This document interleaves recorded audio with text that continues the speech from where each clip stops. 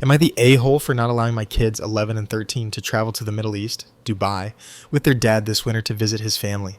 I, 41F, had a very difficult marriage with my ex-husband, 42 Ment, who was financially and emotionally controlling. We lived in the Middle East after our marriage, where he kept control of my and the children's passports and restricted us from traveling.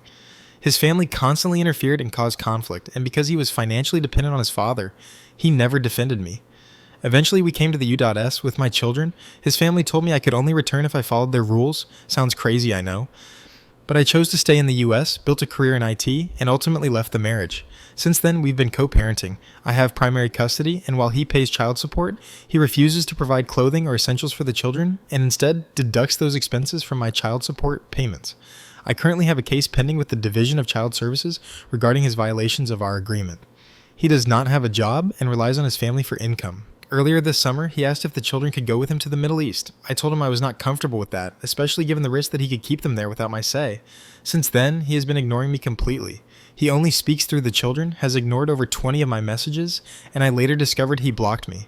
During this time, I was handling all of the children's medical and school needs, including physicals, dental cleanings, orthodontic consultations, and back-to-school preparations, without any input or communication from him. He has also made inappropriate comments to the children, telling them I am just mad because I can't afford to go to the Middle East, and even laughed about it with his brother in front of them. Now, with his brother's girlfriend expecting a baby in December, he wants the kids to travel there for the birth. But given his history of control, the lack of communication, his habit of deducting child support, and the real legal risks of the children not being allowed to return, I do not feel comfortable allowing them to go. Am I the a-hole for not letting them go to Dubai visit my ex's family?